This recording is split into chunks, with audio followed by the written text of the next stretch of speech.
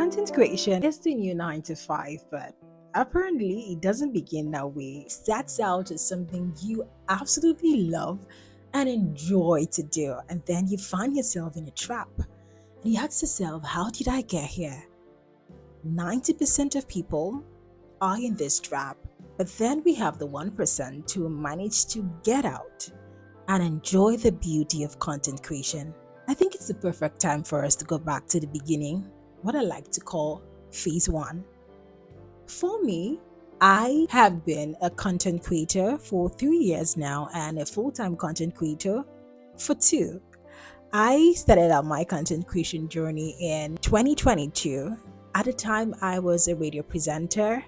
I'd worked that for 5 years. And then I just happened to post one video, and it was just a video of me doing my normal. I had my makeup on and I just put out the process of it. And then it did its numbers, what we call the engagement. And sooner or later, I had people asking me, how did you do this? Could you make a tutorial? And then I did another. And before I could say Jack, brands were reaching out. All right, would you mind if we send you products for you to make up and show people? I didn't even know I had people who were watching me. Like, I was just doing me.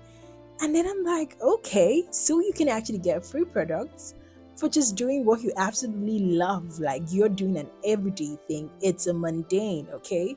So you just making up, but someone actually gets a thing or two, learning how to draw a perfect eyebrow, or maybe it's an eyeshadow. And it wasn't long before I had hair brands who said, oh my goodness, you're natural hair. I absolutely love your hair. Do you mind using our products? And I get to this point where a whole lot of creators can actually relate with it. And that's the point where you say, I get paid, I get gifted for just doing the regular. Is this really normal? You get caught up in the euphoria of just having to live your everyday life. And yet at the end of the day, you get, whether it's light cashes, but then it's able to have you go by. Then it gets to this point where what you're getting seems to be even more than what you get from a regular job. And then the thought comes in, maybe it might be time to quit. And you go ahead to watch a couple of videos on YouTube or different platforms and hear people get to quit their 9 to 5 to go fully into content creation. And you just think maybe it might be time for you to actually try this. I mean, what's there to lose? You already have brands reaching out to you, but then nobody warns you of this phase. After months of rehearsing the thoughts of wanting to quit a job or something you have done, in some cases, it might be something you love to do, and in some other cases, it might be something you're just doing to go by. Then you decide, all right, I'm getting money from content creation. Maybe it's time to quit my job and go fully into content creation.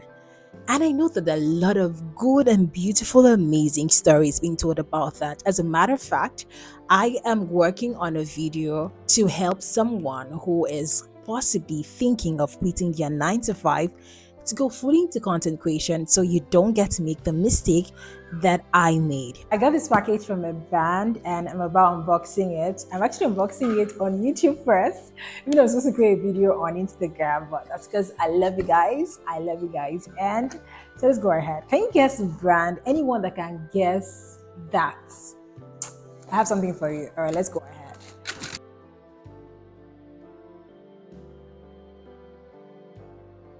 You quit your job, you're having brands reaching out to you, you're having engagement, and you can boldly tell someone, I am a content creator. Even though at the time it just felt like, why are you doing this? For me, had been able to get myself a certain level of fame working my radio job, which was a 6 a.m. to 6 p.m. kinda. And then I'm quitting my 6 to 6 to go fully into content creation. It just felt insane. Like, who leaves this level of fame to go to this? And I did love my job, but at a point when I saw content creation and the fact that it allowed me do and be so many things, and then it got to this point I couldn't combine the two, I decided to quit and then focus on this. After all, it's putting food on your table, it's taking care of your day-to-day bills, so let's just go ahead. It's something new. We all love to take on new challenges and get to explore the world. What's life if we're not exploring? And so you try on this part and it gets beautiful, but then what they don't tell you about is, okay, if it started so good for you, it doesn't just mean that it's going to go all good as you're going. That's going to be the pitching phase, because at first you had brands reaching out to you, and because you're still trying to find your footing, you are not the one pitching to brands. So there's a couple of pitches out there. Out of 25 emails, you could be getting 2 responses. And sometimes you don't even get a response, and you're saying, no one warned me. It just looked like everyone was waiting for me. Everyone was waiting on me to do this. So you get up every single day, you try to film more content and you put out there, and it is getting the engagement. Some days brands reach out, some days brands don't reach out. You realize that, okay, this is totally different. Now, as it had to do with a 9 to 5, you knew that at the end of the month, you're definitely to get something out of it. But when it comes to content creation, it's so dicey. You could have a good month and you could have a bad month, and you could have a good month and have a bad month before it eventually gets good. What in the world is this? I love some certainty about my life. And then you realize that, okay, 9 to 5 was well structured. You were just doing something you love to do, and brands found you, and you kept doing this, and you just felt like it was going to be fun, making money from what you love to do. But then it doesn't stay that way, because and now you're in business and you need to stand in business. And it's even more scary if you are not ready for the business that you are in right now. You had not planned for this, being in business of content creation, because I tell people you need to decide what you want your content creation to look like. Is it going to be for fun, or is it going to be for business? It gets scary in the sense that you now have to draw up a content calendar and you have to follow through with it. So you have X amount of content that needs to be churned out in a week. And let's also add that you're not just on the platform where brand found, you need to be other platforms. So there is Instagram, there is TikTok, there is YouTube, and for most people, Facebook. And there's Thread, and then there's Twitter. But okay, fine, let's just limit it to 3. So you now realize that there's a type of content that would do well on Instagram that wouldn't actually do well on TikTok, and there is a content that would do well on TikTok but not do well on YouTube. So you find yourself creating content for each platform, and then you're asking yourself, this started out as fun. Why does it feel like work? Why do I feel like I have to wake up in the morning and show up like my 9 to 5, and even more because maybe a brand wants a particular idea. When you first started, you just came up with your idea and then you pushed it, but now there is a content brief, there is a concept the brand wants you to do it, and do it your own way, and your own way might not even be a way you like, but mean they're the ones paying you. So you now see your platform all of a sudden turn out to be not you doing what you love to do, but doing what other people want to do. And it's not just one person. So what X wants is different from what Y wants and what Z would want. So every single day you're churning out different types of content for these brands, for an audience who first bought into you. And then you're asking yourself, who have I become? I have become someone for everyone, but maybe kind of a nobody for my audience, and worse all, a nobody for myself. I can't even recognize me. And yes, you could be making money, but let's see, when you do something you love and then it is your job, it is even more beautiful. You first felt like you loved this, but you didn't see that there was going to be a whole lot of work to maintain what you had started without even knowing. This is where most creators get burnt out, because you now feel more reluctant to film. It's tiring, it's draining having to come up with a content and film it, edit it, send it. And the most painful part is that it doesn't do the numbers it did at first. So you're experiencing a decline in your engagement. You're wondering what happened, but then you know what happened, because somehow your audience can no longer buy into the you the first. So you have become for everyone and actually for nobody. The see, if you're trying to serve everyone as your audience, you usually be serving no one, which is where the niching comes in. And the niching too, it's equally a trap on its own. With the pressure and with the frustration that comes with putting in so much work and the content don't get to do well, or some content that you might not even do anything and then it ends up even doing better than the ones that you gave all your energy, frustration sets in, and this is where most creators get to quit. I know we really do not have so many stories of people quitting because maybe when they quit, it's like, I don't want to do this. Okay. But I knew when I started my content creation journey, and a couple of people that I started with, and somehow they have not been able to continue because it is not an easy world out here. You need to be ready to face it. And then we have the people in the trap who still get on to do the same thing every single time that they don't like. And because it is putting food on their table, they're like, all right, I will just go on. It's giving me the lifestyle that I want. I will just go ahead. And I came to this point in my content creation journey where I asked myself, am I happy doing this? And I feel like this is a very important question where every creative should ask himself. I get famous for doing this.